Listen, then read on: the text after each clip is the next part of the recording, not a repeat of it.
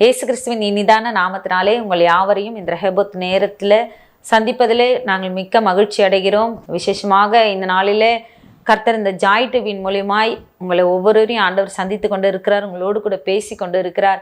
கர்த்தர் உங்களை ஆசீர்வதித்து இந்த நாளிலே நீங்கள் என்னென்ன சூழ்நிலையோடு என்ன பிரச்சனையோடு கூட கர்த்தருடைய சமூகத்தில் நீங்கள் காத்து கொண்டு இருக்கிறீர்களோ அந்த காரியங்களிலே அற்புதங்களை செய்து உங்களை ஆசீர்வதிக்கவே ஆண்டவர் உங்களோடு கூட பேசி கொண்டு இருக்கிறார். இந்த நாளிலும் ஆண்டவர் என்னோடு கூட பேசின ஒரு வார்த்தையை உங்களுக்கு முன்பதாக நான் வைக்க விரும்புகிறேன். ஏற்ற காலத்திலே ஆசீர்வதிக்கும் தேவன். இந்த தலைப்பின் கீழாக இந்த நாளிலே ஒரு சில வார்த்தைகளை நான் ஆண்டவருடைய சமூகத்தில் பகிர்ந்து கொள்ள நான் ஆசைப்படுகிறேன். ஏற்ற காலத்திலே உங்களை ஆசீர்வதிக்கும் தேவன். எசேக்கியேல் எழுதின தீர்க்க தரிசன புஸ்தகம் 34 அதிகாரம் 26 உங்களுக்காக நான் வாசிக்கிறேன். நான் அவர்களையும் என் மேட்டின் சுற்றுப்புறங்களையும் ஆசீர்வாதமாக்கி ஏற்ற காலத்திலே மழையை பெய்ய பண்ணுவேன். ஆசீர்வாதமான மழை பெய்யும். ஏற்ற காலத்திலே மழையை பெய்ய பண்ணுவேன். ஆசீர்வாதமான மழை பெய்யும். ஒரு ஆசீர்வாதம் வரணும், இல்லை ஒரு ஆசீர்வாதமான மழை வேண்டும் என்று சொல்லும் போது அதற்கு கூட ஒரு ஏற்ற காலம் தேவைப்படுகிறதாய் காணப்படுகிறது. நம்ம வாழ்கிற இந்த நாட்களில நிறைய காலங்களை குறித்து நம்ம பார்க்கிறோம். கோடை காலம் வருகிறது, அப்புறமா மழை காலம் வருகிறது. இப்படியாக நிறைய காலங்கள் மாறி மாறிக்கொண்டிருக்கிற ஒரு சூழ்நிலையில நம்ம வாழ்ந்து கொண்டிருக்கிறோம். ஆனா ஆண்டவருடைய ஆசீர்வாதங்களை பெற்றுக்கொள்ள மாத்திரம் நம்ம அநேக நேரம் அவசரப்படுகிறோம். ஏதாவது ஆண்டவருடைய காரியங்களை புரிந்து கொள்ளுகிறதற்கு மாத்திரம் நம்ம அதிகமாய் அவசரப்படுகிறோம். அதனாலதான் ஆண்டவர் இந்த நாளில ஏற்ற காலத்தில் உங்களை ஆசீர்வதிக்கும் தேவன் என்று ஆண்டவர் உங்களோடு கூட பேசி கொண்டிருக்கிறார். ஆண்டவர் ஒரு மழையை கொடுப்பதற்கு கூட ஒரு ஏற்ற காலத்தை ஆண்டவர் நியமித்திருக்கிறார். ஒரு வெயிலை கொடுப்பதற்கு ஆண்டவர் ஒரு ஏற்ற காலத்தை நியமித்திருக்கிறதாக நம்ம வேதாகமத்துல நம்ம பார்க்கிறோம்.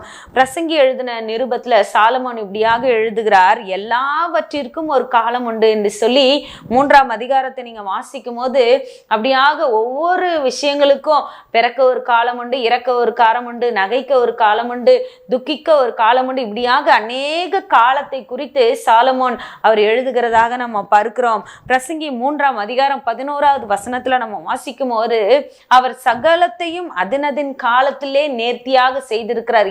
இத்தனை விஷயங்களையும் இதற்கு ஒரு காலம் அதற்கு ஒரு காலம் உண்டு என்று சொன்ன ஒரு சாலமோன் இந்த 11 வரும்போது அவர் சொல்லுகிறார், அவர் சகலத்தையும் அதினதின் காலத்திலே நேர்த்தியாய் ஆண்டவர் செய்திருக்கிறார் என்று சொல்லி. அப்போ அந்த சாலமோன் சொல்லுகிறார், எல்லாவற்றையும் ஆண்டவர் அதனதின் காலத்திலே நேர்த்தியாய் செய்திருக்கிறார் என்று சொல்லி. இந்த நாளில் நம்ம பார்க்கும் போது நம்ம ஏதாவது ஒரு விஷயத்தை கர்த்தரோடத்துல கேட்டால் அவசரப்பட்டு சீக்கிரமா எனக்கு இதை செய்யுங்க, சீக்கிரமா இதை செய்யுங்க, இல்லை கர்த்தருடைய சித்தமே இல்லாம அவசரப்பட்டு அநேக விஷயங்களிலே நம்ம போகிறதாக நம்ம பார்க்கிறோம். அப்ப அவசரப்படும் போது ஒரு ஆசீர்வாதத்தை நம்மளால பெற்றுக்கொள்ளவே முடியாது. அவசரப்படும் போது ஆண்டவர் விட்டுடுவார். நீ எப்படியாவது உன்னோட வழிகளிலே போயிடுன்னு சொல்லி ஆண்டவர் விட்டு விடுவார். ஆண்டவர் எல்லா காரியத்தையும் அவர் முன்னறிந்த தேவன். நம்ம அவசரப்படும் போது அப்படியே விட்டுடுவார். ஆனா அதனோட முடிவு பார்க்கும் போது எந்த ஒரு இடத்துலயும் ஒரு சமாதானமே இருக்காது, ஒரு ஆசீர்வாதமே இருக்காது. நம்ம அந்த முடிவின் நாட்களில வரும்போது அது ஒரு நன்மையாகவே நம்மளோட வாழ்க்கையில இருக்காது. நம்ம அவசரப்படாமல் ஆண்டவருடைய வேலைக்காக நம்ம காத்திருக்கும் போது, அவருடைய ஏற்ற நேரத்திற்காக நம்ம காத்திருக்கும் போது கண்டிப்பா ஆண்டவர் நம்முடைய வாழ்க்கையில ஒரு சமாதானத்தை கொடுப்பார். ஏற்ற காலம் வரும்போது ஆண்டவர் நம்மளை உண்மையாகவே அவர் ஆசீர்வதிக்க அவர் வல்லமையுள்ள தேவனா இருக்கிறார். அதனால கர்த்தருடைய வேலைக்காக நம்ம அவசரப்படாமல் நம்ம காத்திருக்க வேண்டும். அவசரம் ஆசீர்வாதத்தை கெடுத்துவிடும். அவசரம்தான் ஆசீர்வாதத்திற்கு எதிரி என்று நம்ம பார்க்கிறோம். அதனால நம்ம ஏதாவது கர்த்தரிடத்துல இருந்து ஒரு ஆசீர்வாதம் பெறணுமா, இல்லை ஏதாவது ஒரு தொழிலை நம்ம தொடங்கணுமா, எந்த ஒரு விஷயமா இருந்தாலும் அவசரப்படாதபடி கர்த்தர் சொல்லுகிற வரைக்கும், கர்த்தர் கொடுக்கிற வரைக்கும், கர்த்தருடைய ஏற்ற நேரம் வருகிற வரைக்கும் கர்த்தருடைய சமூகத்துல காத்திருக்கிறவர்களாக இன்றைக்கு நம்ம மாற வேண்டும் என்றுதான் ஆண்டவர் இந்த நாளிலே நம்மோடு கூட பேசி கொண்டு இருக்கிறார். அதனால எந்த ஒரு விஷயமா இருந்தாலும், ஒரு சின்ன விஷயமா இருந்தாலும், பெரிய விஷயமா இருந்தாலும் அதை கர்த்தருடைய சமூகத்துல நம்ம வைத்து அவசரப்படாதபடி அதுல நல்ல ஒரு முடிவுகளை நம்ம எடுக்கும் போது கர்த்தர் ஏற்ற நாட்களிலே ஏற்ற ஆசீர்வாதங்களை கொடுத்து ஆண்டவர் நம்மளை சந்தோஷப்படுத்த அவர் வல்லமையுள்ளவராய் இருக்கிறார். அவசரம் ஆசீர்வாதத்தை கெடுத்து விடும் என்று சொல்லி நம்ம பார்த்தோம். இன்னைக்கு நம்ம வாழுகிற உலகம் ரொம்ப ஃபாஸ்டா போய்கொண்டு இருக்கிற உலகத்துல வாழ்ந்து கொண்டு இருக்கிறோம். நம்ம சீக்கிரமா சாப்பிடணுன்றதுக்காக இன்ஸ்டன்டா எல்லாமே வந்துருச்சு. இன்ஸ்டன்ட் காஃபி வந்துருச்சு, இன்ஸ்டன்ட் நூடுல்ஸ் வந்துருச்சு, இன்ஸ்டன்டா ஃபாஸ்ட் ஃபுட்டு, ஃபாஸ்டா சமைக்கிற ஒரு ஃபுட்டு கூட வந்துருச்சு. ஆனா இதெல்லாம் நீங்க பாத்தீங்கன்னா இதெல்லாம் நம்ம சாப்பிட்றதுனால அது உடம்புக்கு ஒரு நன்மையானதே கொடுக்கவே முடியாது. ஏனென்றால் அது அவசரமா செய்கிற ஒரு உணவாய் காணப்படுகிறது. அதனால இந்த வாழ்கிற ஒரு உலகம் இன்னைக்கு பாத்தீங்கன்னா ரோட்ல பாத்தீங்கன்னா எல்லாருமே அவசரமாக எங்கேயோ ஓடிக்கொண்டு இருக்கிற இந்த உலகத்துல நம்ம இருக்கிறோம். அப்போ எல்லாருக்குமே ஒரு அவசரம் வந்து எப்படியாவது சீக்கிரமா தங்களோட இலக்கை அடைஞ்சிடணும், எப்படியாவது நம்ம போகிற வழியில சீக்கிரமா நம்ம போய் சேர்ந்துடணும்ட்டு நம்ம அவசரமாய் போகிறதாக பார்க்கிறோம். என்றைக்குமே அவசரம் ஒரு ஆபத்துல போய் முடிந்து விடும். இன்றைக்கு அங்கங்கே ஆக்சிடென்ட்ஸை நம்ம பார்க்கிறோம்.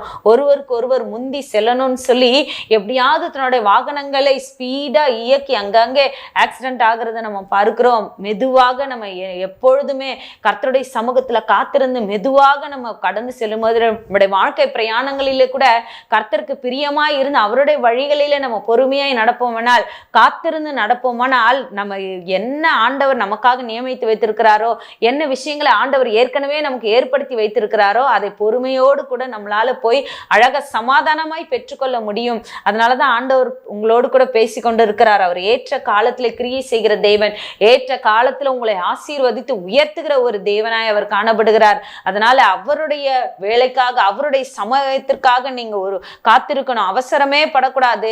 ஒரு திருமண விஷயமா இருந்தாலும் அதுல அவசரப்பட்டு முடிவெடுக்கவே கூடாது. எந்த திருமண விஷயத்துல அவசரப்பட்டு முடிவெடுத்து எந்த ஒரு காரியம் சரியாய் விசாரிக்கப்படாமல் நீங்கள் செய்யும் போது அது சாபத்திற்கு நேராய் கடந்து விடும், அது சமாதான குலைச்சலுக்கு நேராய் கடந்து விடும்.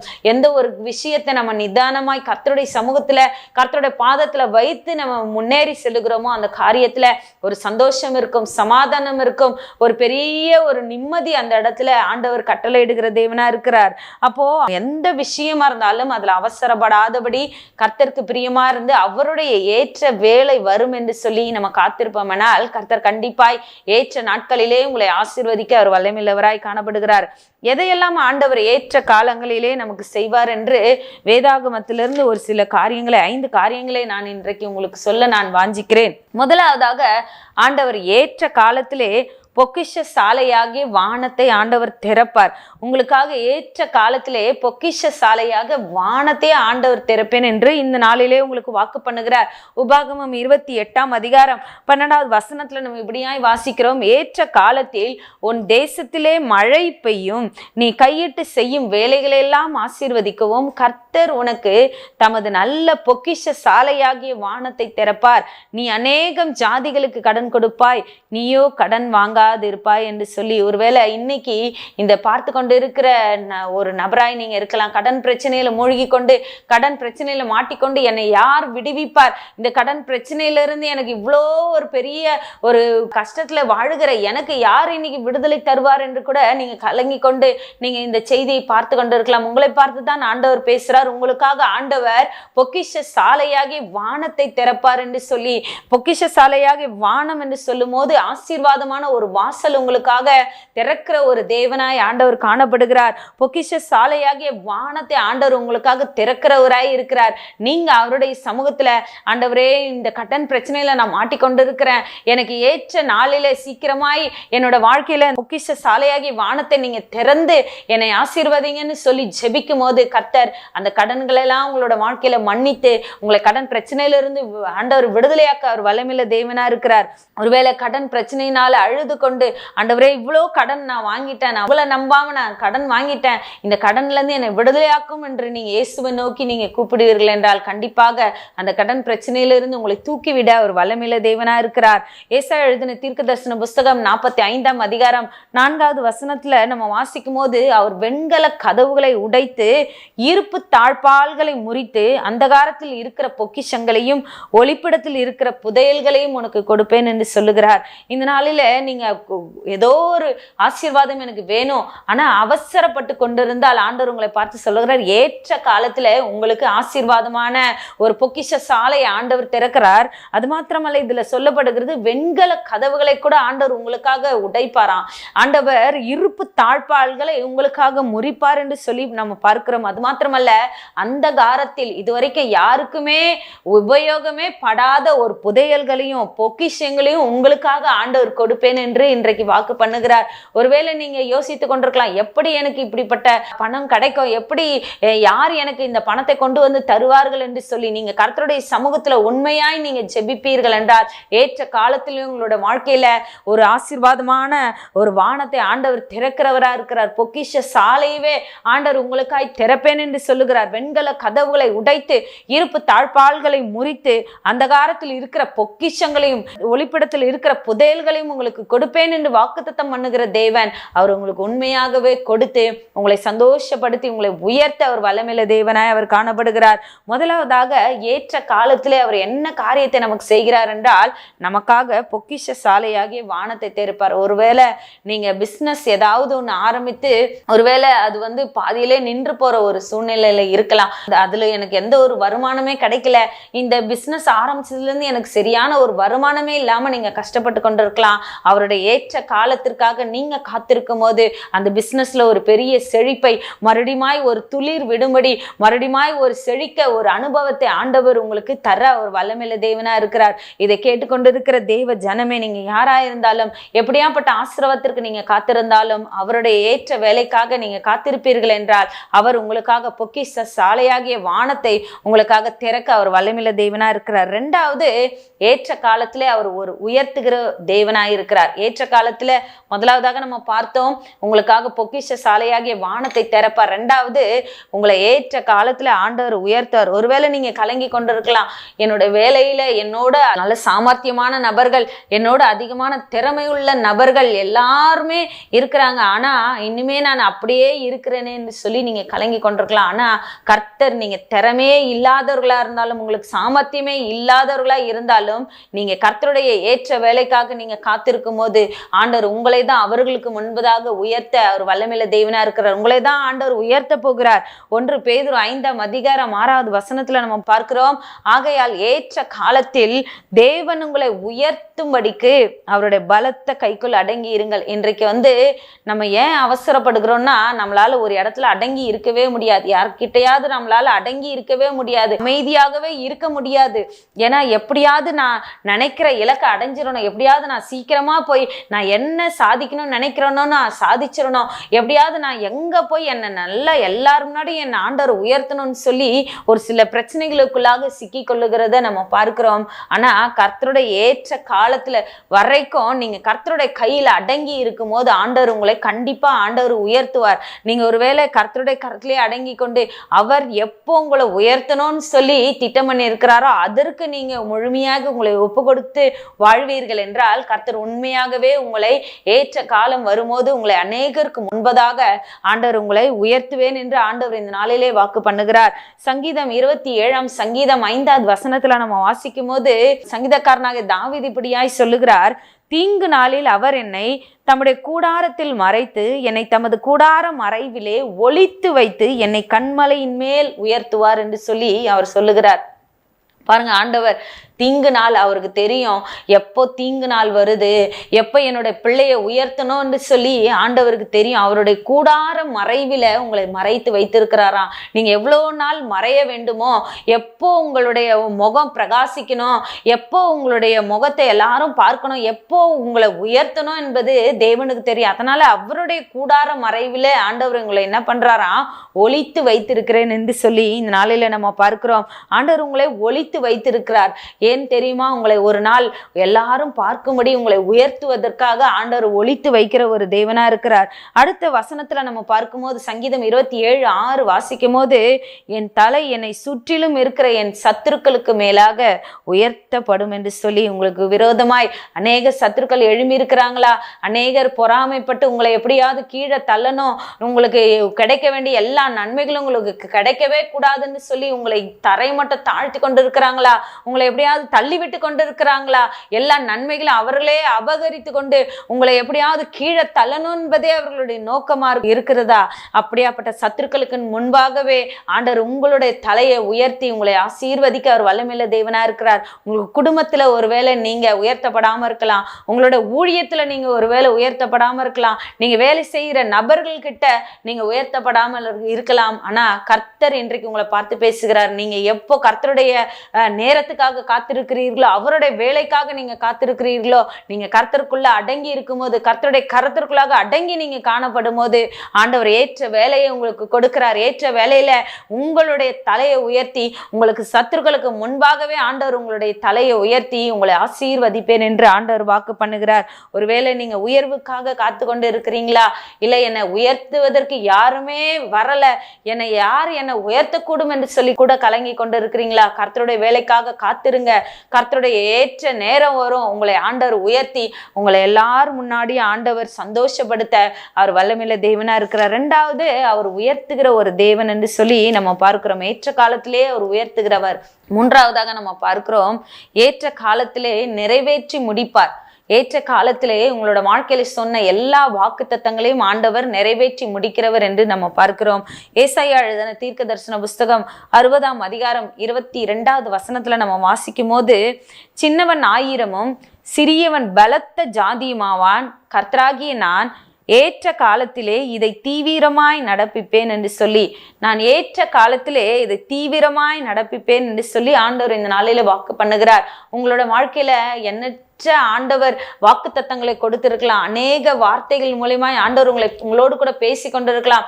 இப்படிப்பட்ட விஷயங்களை உனக்கு கொடுப்பேன் என்று தரிசனமாய் ஆண்டவர் பேசி இருக்கலாம். அந்த விஷயங்கள் எல்லாவற்றிற்காகவும் கர்த்தருடைய சமூகத்துல பொறுமையோடு கூட காத்திருங்க.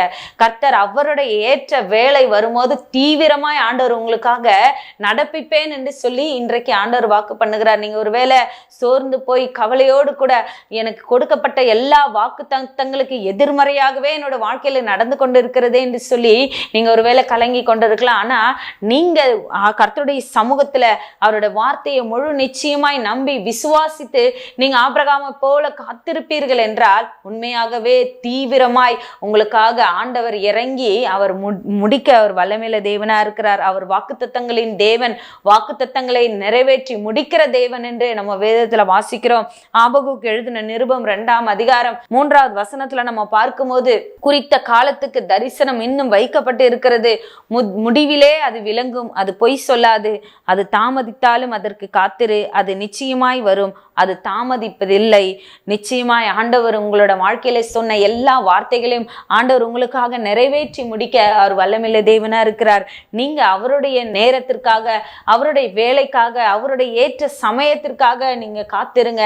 ஆண்டவர் உண்மையாகவே உங்களுக்கு கொடுத்த எல்லா வாக்குத்தத்தங்களையும் நிறைவேற்றி உங்களை சந்தோஷப்படுத்த அவர் வல்லமையுள்ளவராய் காணப்படுகிறார். அதனால ஆண்டவர் என்ன வாக்குத்தத்தங்களை ஆண்டவர் கொடுத்தாலும், எப்பொழுது உங்களை உயர்த்துவேன் என்று ஆண்டவர் சொல்லியிருந்தாலும், எப்பொழுது உன்னை ஆசீர்வதிப்பேன் ஆண்டவர் சொல்லியிருந்தாலும், அவருக்கு மட்டும் நீங்க காத்திருந்து அவரோட வேலைக்காக நீங்க உண்மையாகவே இருப்பீர்கள் என்றால், உண்மையாகவே உங்களுக்கு சொல்லப்பட்ட எல்லா வார்த்தைகளையும் ஆண்டவர் நிச்சயமாய் நிறைவேற்றி முடிக்க அவர் வல்லமையுள்ள தேவனா இருக்கிறார். நிச்சயமாகவே முடிவு உண்டு, உன் நம்பிக்கை வீண் போகாது என்ற வசனத்தின்படியாக என்னென்ன காரியங்களிலெல்லாம் நிச்சயித்து நீங்க நம்பி காத்து கொண்டு இருக்கிறீங்களோ, ஒருவேளை அது திருமண காரியமா இருக்கலாம், இல்ல ஒரு குழந்தை பாக்கியமா இருக்கலாம், நிச்சயமா நீங்க காத்திருங்க, அது கண்டிப்பாய் வரும். அது தாமதித்தாலும் அதற்கு காத்திரு என்று வசனம் சொல்லுகிறது. அது பொய் சொல்லாது, அது தாமதித்தாலும் நிச்சயமாய் வரும், அது தாமதிப்பதில்லை என்று ஆண்டவர் இந்த நாளில் உங்களோடு கூட பேசி கொண்டிருக்கிறார். ஏற்ற காலத்திலே நிறைவேற்றி முடிக்கிற தேவன் ஏற்ற நாட்களிலே உங்களுக்கு ஆசீர்வாதமான காரியங்களை செய்து நிறைவேற்றி முடிக்க அவர் வல்லமையுள்ள தேவனா இருக்கிறார். நான்காவதாக, ஏற்ற காலத்திலே அறுவடையை ஆண்டவர் தருவார். ஏற்ற காலத்திலே அறுவடையை உங்களுக்கு தருகிற ஒரு தேவனா இருக்கிறார். கலாத்தியர் 6ஆம் அதிகாரம் 9வது வசனத்துல நம்ம வாசிக்கும் போது, நன்மை செய்கிறதில் சோர்ந்து போகாமல் இருப்போமாக, நாம் தளர்ந்து போகாதிருந்தால் ஏற்ற காலத்திலே அறுப்போம். இதுல பார்க்கும்போது நன்மை செய்கிறதில் நம்ம சோர்ந்து போகாமல் இருப்போமாக, நாம் தளர்ந்து போகாதிருந்தால் ஏற்ற காலத்திலே அறுப்போம். ஏற்ற காலத்துல கண்டிப்பா ஒரு பெரிய அறுவடையை ஆண்டவர் நமக்கு தருவார். நீங்க பார்க்கும்போது விவசாயிகள் அநேக விதைகளை எல்லாம் விதைத்து அவங்க அநேக நாட்கள் காத்திருப்பாங்க. ஏன் தெரியுமா? ஒரு நாட்கள் இந்த விதையெல்லாம் முளைச்சு வரும்போது நம்ம நல்லா எல்லா அறுவடையும் செய்து நம்மளோட வாழ்க்கையில ஒரு பெரிய சந்தோஷம் வரும். இந்த அறுவடையினால நமக்கு நல்ல ஒரு ஆசீர்வாதம் வரும், ஒரு பெருக்கம் வரும் என்று சொல்லி அவங்களுக்கு நல்லா தெரியும். அதனால அவங்க ஒரு சந்தோஷத்தோடு கூட அவங்க காணப்படுவார்கள். அப்போ அறுவடைக்கு காத்திருக்கிற நமக்கு ஏற்ற காலத்துல ஆண்டவர் ஒரு அறுவடையை தருகிற ஒரு தேவனா இருக்கிறார். நீங்க ஒருவேளை நன்மை நிறைய செய்து நீங்க ஒருவேளை அவமானப்பட்டிருக்கலாம், நன்மை நிறைய செய்து அநேக இடத்துல வெட்கங்களை நீங்க அனுமதித்திருக்கலாம், அநேகருக்கு நன்மையான காரியங்களையும் செய்து உங்களை அநேகர் அவமானப்படுத்தி இருக்கலாம். நீங்க அப்படிப்பட்ட காரியங்களை செய்ததுனால, நீங்க நன்மை செய்ததுனால கர்த்தர் உங்களை உயர்த்துவார், கர்த்தர் உங்களுக்கு ஒரு நல்ல அறுவடையை தருவார் என்று ஆண்டவர் வாக்கு பண்ணுகிறார். சங்கீதம் 126 சங்கீதம் 5-6 வசனங்களை வாசிக்கும் போது, கண்ணீரோட விதைக்கிறவர்கள் கம்பீரத்தோடு அறுப்பார்கள், அள்ளி தூவும் விதையை சுமக்கிறவன் அழுது கொண்டு போகிறான், ஆனாலும் தான் அறுத்த அரிகளை சுமந்து கொண்டு கம்பீரத்தோடே திரும்பி வருவான் என்று சொல்லி எவ்வளோ ஒரு அழகான வசனம் பாருங்க. நம்ம கண்ணீரோடு நம்ம விதைச்சோன்னா கம்பீரத்தோடு நம்ம அறுக்க ஆண்டவர் நமக்கு உதவி செய்கிறவரா இருக்கிறார். ஒருவேளை நீங்க விதையை தூவிட்டு இல்லை அநேகருக்கு சுவிசேஷத்தை அறிவிச்சுட்டு நீங்க அநேக இடத்துல நீங்க துன்பப்படலாம், அவதிப்படலாம், வேதனைப்படலாம், நெருக்கப்படலாம். ஆனா கர்த்தர் சீக்கிரமா அந்த இடத்துல அநேக ஆத்துமாக்களை உங்களுக்கு கொள்ளை பொருளாக கொடுத்து நீங்க கம்பீரமாய் கர்த்தருடைய சமூகத்துல திரும்பி வரும்படி ஆண்டவர் உதவி செய்வார். இல்ல நன்மையை அநேகருக்கு நீங்க செய்து இன்றைக்கு ஒருவேளை நீங்க கண்ணீர் வடித்திருக்கலாம், ஏற்ற காலத்திலே உங்களுக்கு அறுவடையை கொடுத்து ஆண்டவர் உங்களை கம்பீரத்தோடு நீங்க திரும்பி வரும்படி ஆண்டவர் உங்களுக்கு உதவி செய்ய ஒரு வல்லமையுள்ள தேவனாய் அவர் காணப்படுகிறார். நீங்க கண்டிப்பா நிச்சயமா என்னென்ன நன்மையான விஷயங்களை நீங்க விதைத்திருக்கிறீங்களோ, நன்மையான விஷயங்களை நீங்க அறுக்க போகிறீங்க. அறுவடையின் நாட்களுக்குள்ளாக நீங்க வந்திருக்கிறீங்க. ஆசீர்வாதமான ஒரு அறுவடையை ஆண்டவர் உங்களோட வாழ்க்கையில கொடுப்பார். என்னென்ன விஷயத்தெல்லாம் நீங்க விதைச்சிட்டு காத்து கொண்டு இருக்கிறீங்களோ அதுக்கு எல்லாவற்றிற்கும் ஆண்டவர் இரட்டத்தனையான பலனை கொடுத்து உங்களை ஆசீர்வதிப்பேன் என்று ஆண்டவர் இந்த நாளிலே வாக்கு பண்ணுகிறார். 5வதாக ஆண்டவர் ஏற்ற காலத்திலே அவர் சகாயம் செய்கிற தேவனா இருக்கிறார். ஏற்ற காலத்திலே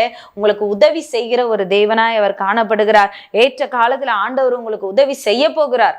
எபிரேயர் 4 அதிகாரம் 16வது வசனத்துல வாசிக்கும் போது, ஆதலால் நாம் இரக்கத்தை பெறவும் ஏற்ற சமயத்தில் சகாயம் செய்யும் கிருபையை அடையவும் தைரியமாய் கிருபாசன தண்டையிலே சேரக்கடுவோம். தைரியமாய், ஏனென்றால் அவர் சகாயம் செய்யும் கிருபையை நமக்கு கொடுக்கிறார். அல்லேலூயா.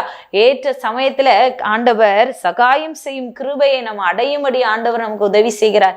அவருடைய வேலைக்காக காத்திருக்கிற நாம் ஏற்ற காலத்துல ஆண்டவர் நமக்கு உதவி செய்கிற ஒரு தேவனாயிருக்கிறார். சங்கீதம் 46 சங்கீதம் 1வது வசனத்துல நம்ம வாசிக்கும் போது, தேவன் நமது அடைக்கலமும் பெலனும் ஆபத்து காலத்தில் அனுகூலமான துணையுமானவர் என்று சொல்லி, ஆபத்து நாட்களில ஒருவேளை நீங்க இருக்கிறீங்களா, இல்ல நெருக்கப்பட்ட ஒரு சூழ்நிலையில இருக்கிறீங்களா, யாருமே எனக்கு உதவி செய்யவே முடியலன்னு சொல்லி நீங்க கலங்கி கொண்டு இருக்கிறீங்களா, உங்களுக்கு உதவி செய்ய முடியாது. ஏற்ற காலத்திலே சகாயம் செய்கிற தேவனாய் அவர் உங்களோடு கூட பேசி கொண்டிருக்கிறார். என்ன உதவி தேவையோ, என்ன சகாயம் உங்களுக்கு தேவையோ, இன்றைக்கே நீங்க கர்த்தரை நோக்கி பாருங்க, இயேசுவை நீங்க நோக்கி பாருங்க. இன்றைக்கே உங்களுக்கு உதவி செய்து உங்களை சந்தோஷப்படுத்த அவர் வல்லமையுள்ள தேவனாய் அவர் காணப்படுகிறார். அல்லேலூயா. இந்த நாளிலே 5 விதமான காரியங்களை பார்த்தோம். ஏற்ற காலத்திலே ஆசீர்வதிக்கிற தேவன். முதலாவதாக ஏற்ற காலத்திலே பொக்கிஷ சாலையாகிய வானத்தை உங்களுக்காக திறப்பார். ஏற்ற காலத்திலே ஆண்டவர் உங்களை உயர்த்துவார். ஏற்ற காலத்திலே உங்களுக்கு சொன்ன வாக்குத்தத்தங்களை எல்லாம் ஆண்டவர் நிறைவேற்றி முடிப்பார். ஏற்ற காலத்திலே உங்களுக்கு அறுவடையை கொடுத்து உங்களை ஆசீர்வதிப்பார். ஏற்ற காலத்திலே உங்களுக்கு சகாயம் செய்வார். என்ன ஒரு உதவி இருந்தா வேண்டும் என்றாலும், என்ன ஒரு தேவையோடு கூட நீங்க இன்றைக்கு கலங்கி வாழ்ந்து கொண்டு இருந்தாலும் கர்த்தருடைய சமூகத்துல உங்களுடைய காரியங்களை, உங்களுடைய ஜெப விண்ணப்பங்களை தெரியப்படுத்துங்க. இயேசுவே என்று சொல்லி நீங்க கூப்பிடும் போது ஆண்டவர் உங்களுக்கு இறங்கி உங்க வீட்டுல கடந்து வந்து உங்களை ஆசீர்வதிக்க அவர் வல்லமையுள்ள தேவனாய் அவர் காணப்படுகிறார். அதனால எந்த விஷயத்துக்கும் தயவு செய்து நீங்க அவசரமே படாம எல்லா விஷயத்துக்கும் கர்த்தருடைய சமூகத்துல காத்திருந்து பழகிக்கோங்க. கர்த்தரிடத்துல நான் பொறுமையாக காத்திருந்தேன், அவர் என்னிடமாய் சாய்ந்து என்னுடைய கூப்பிடுதலை கேட்டார் என்று சங்கீதம் 40ஆம் சங்கீதம் 1வது வசனத்துல தாவீது சொல்லுகிறார். பொறுமை நமக்கு ரொம்ப அவசியம். நம்ம எந்த விஷயத்துல அவசரமே படக்கூடாது, பொறுமையா இருக்கணும். கர்த்தருடைய சமூகத்துல காத்திருக்க பழகிக்கணும். எந்த விஷயத்தையும் அவசரப்பட்டு செய்து பிரச்சனைகளுக்குள்ளாக நம்ம மாட்டிக்கொள்ளாதபடி தான் ஆண்டவர் இந்த நாளிலே நம்மோடு கூட பேசுகிறார், தெளிவாய் பேசுகிறார். அவருடைய சத்தத்தை நீங்க கேட்பீர்கள் என்றால் இன்றைக்கே உங்களை ஒப்பு கொடுங்க. ஆண்டவரே, நான் எந்த விஷயத்திலும் அவசரப்படவே மாட்டேன், எந்த விஷயத்திலும் அவசரப்பட்டு நான் மாட்டிக்கொள்ள மாட்டேன், எந்த ஆசீர்வாதத்தையும் நான் இழந்து போக மாட்டேன் என்று சொல்லி நீங்க கர்த்தருடைய சமூகத்துல உங்களை உண்மையாய் ஒப்பு கொடுப்பீர்கள் என்றால் கர்த்தர் உண்மையாக நம்முடைய வாழ்க்கையில கிரியை செய்து நம்மளை சந்தோஷப்படுத்த அவர் வல்லமையுள்ள தேவனா இருக்கிறார். அதனால இந்த நாளிலே இந்த வசனங்களை, இந்த வார்த்தைகளை கேட்டுக்கொண்டு இருக்கிற ஆண்டவர் உங்களை பார்த்து சொல்லுகிறார், ஏற்ற காலத்திலே ஆண்டவர் உங்களை ஆசீர்வதிக்க போகிறார். நீங்க எவ்வளவு தாழ்வான நிலைமையில இருந்தாலும், இல்லை எவ்வளோ பேர் உங்களுடைய ஆசீர்வாதத்திற்கு விரோதமாய் தடையாக வந்தாலும் ஆண்டவர் ஏற்ற நாளிலே உங்களை ஆசீர்வதிப்பேன் என்று சொல்லுகிற தேவன் உங்களை ஆசீர்வதித்து ஆண்டவர் கண்டிப்பாக உயர்த்த அவர் வல்லமையுள்ள தேவனா இருக்கிறார். அப்படியே இருக்கிற இடங்களிலே கண்களை மூடி நம்ம ஆண்டவரை நோக்கி பார்ப்போம். ஆண்டவரே, அப்பா, உங்க சமூகத்துல நான் எந்த விஷயமா இருந்தாலும் நான் ஆண்டவரே காத்திருந்து முடிவெடுக்க நீங்க எனக்கு உதவி செய்யுங்க. ஒருவேளை என்னுடைய படிப்பின் காரியமா இருக்கலாம், இல்லை என்னுடைய வேலை விஷயமா இருக்கலாம், இல்லை என்னுடைய தொழில் தொடங்குவதற்கு எனக்கு ஒரு ஞானம் இல்லாம இருக்கலாம். ஆனா நான் உங்க சமூகத்துல காத்திருக்கிறேன் என்று சொல்லி நீங்க கடந்து போகும்போது ஆண்டவருடைய விஷயத்துல ஒரு திருமண காரியமா இருக்கலாம், அதுல அவசரப்படாதபடி கர்த்தருடைய சமூகத்துல நீங்க காத்திருந்து ஜெபிக்கும் போது ஆண்டவர் ஒரு பெரிய ஆசீர்வாதத்தை உங்களுக்கு கொடுக்க அவர் வல்லமையுள்ள தேவனா இவர் காணப்படுகிறார். ஹல்லேலூயா. எங்களை அதிகமாக நேசித்து வழிநடத்தி வருகிறதான பரலோக பிதாவே, ஆசீர்வதிக்கப்படுதான இந்த ரெஹோபோத் வேளையில ஆண்டவரே உமையே நாங்கள் நோக்கி பார்க்கிறோம். அப்பா, எங்களுக்கு ஒத்தாசி வரும் பர்வதமாகி ஆண்டவரே உமையே நாங்கள் நோக்கி பார்க்கிறோம். இந்த நாளிலே இந்த தொலைக்காட்சிக்கு முன்பதாக அமர்ந்து கொண்டு ஆண்டவரே இந்த விஷயத்துல எனக்கு ஒரு அற்புதங்களை செய்யும் என்று சொல்லி உம்மை நோக்கி பார்க்கிற பிள்ளைகளுக்காக நான் உம்மை நோக்கி பார்க்கிறேன். அப்பா, பிள்ளைகளை கர்த்தர் இப்பொழுதே ஆசீர்வதிங்க, ஏற்ற காலத்திலே உயர்த்துகிற தேவன். அப்பா, ஆண்டவரே, அப்பா, உங்க ஆண்டவரே வேலை வருகிற வரைக்கும் ஆண்டவரே உங்க நேரத்திற்காக காத்திருக்கிற ஒரு கிருபையை ஒவ்வொருவருக்கும் நீங்க கொடுங்கப்பா. அவசரப்படாதபடி ஆண்டவரே உங்க கருத்திற்குள்ளாக அடங்கி இருக்கிற ஒரு கிருபையை கொடுப்பீராகப்பா. ஆண்டவரே உங்க வேலை வருகிற வரைக்கும் பொறுமையோடு கூட ஆண்டவரே காத்திருந்து ஆண்டவரே உங்களுடைய வாக்குத்தத்தமான ஆசீர்வாதங்களை பெற்றுக்கொள்ள நீர் கிருபை தந்துள்ளபடியாய் நாங்கள் செபிக்கிறோம். ஆண்டவரே, இந்த நாளிலே இந்த வார்த்தையை கேட்டுக்கொண்டு இருக்கிற ஒவ்வொரு இருதயத்திலும் கர்த்தர் நீர் பேசி கொண்டு இருக்கிறீரப்பா. ஆண்டவரே அப்பா, உங்களுடைய வார்த்தைகள் ஆண்டவரே சத்தியம் உள்ளது. ஆண்டவரே, சத்தியம் உங்களை விடுதலையாக்கும் என்ற வசனத்தின்படியாக ஆண்டவரே இன்றைக்கே உங்களுடைய சத்தியம் ஒவ்வொரு விடுதலை ஆக்கட்டும். அப்பா, உங்களுடைய சமூகத்தில் ஆண்டவரே ஒவ்வொரு ஒப்பு கொடுத்து செபிக்கிறேன். ஏற்ற காலத்துல ஆண்டவரே ஒவ்வொரு பிள்ளைகளை நீர் உயர்த்தி கனப்படுத்துங்க, ஆசீர்வதிங்க, சமாதான சந்தோஷத்தினால் நிரப்புங்கப்பா. உங்க சமூகத்துல ஒப்பு கொடுக்கிறோம், ஆசீர்வதிங்க. இயேசு கிறிஸ்து மூலமாய் ஜெபித்து ஜெயமெடுக்கிறோம் நல்ல பிதாவே. ஆமேன், ஆமேன். கர்த்தர் தாமே உங்களை ஆசீர்வதிப்பாராக. இந்த செய்தியின் வேளையில எங்களுடைய சபையின் விலாசமும் எங்களுடைய சபையினுடைய ஃபோன் நம்பரும் உங்களுக்கு கொடுக்கப்பட்டிருக்கிறது. உங்களை யாருக்காவது சபைக்கு போக வேண்டும் என்று வாஞ்சி உள்ளவர்களாய் இருந்தால் எங்களுடைய சபைக்கு வரும்படி உங்களை அன்போடு நாங்கள் அழைக்கிறோம். அது மாத்திரமல்ல, உங்களுடைய ஜெப விண்ணப்பங்களையும் தேவ ஆலோசனையும் பெறும்படி இந்த நம்பருக்கு நீங்கள் அழைக்கும் போது நாங்கள் உங்களை தொடர்பு கொண்டு பேசுவதற்கு அது ஏதுவா இருக்கும். கர்த்தர் தாமே உங்களை ஆசீர்வதிப்பாராக. ஆமென்.